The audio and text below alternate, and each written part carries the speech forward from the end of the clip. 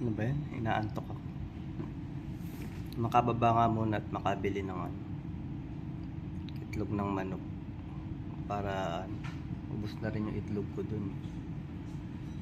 Bibili ko, samahan nyo. So, samahan nyo ako guys, bili ko ng isang tray na itlog. Budget ko yun saan for 1 month. Yung ano yun, fresh egg, yung kulay brown.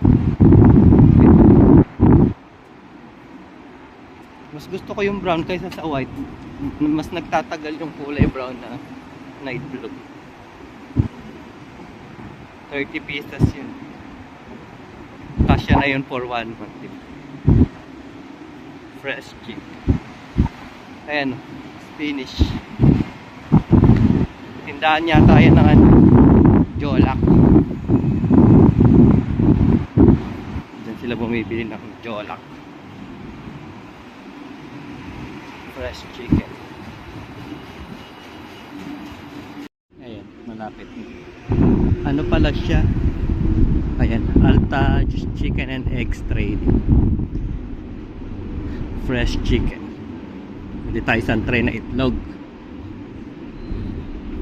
Cool. Meron kaya this eggs large. Only this one.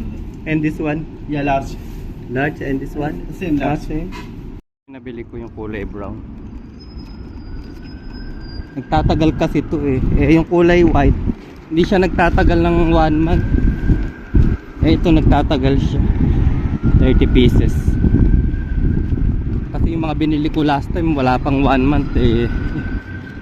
Yung puti na egg. May mga sira na yung iba. Ayan na siya.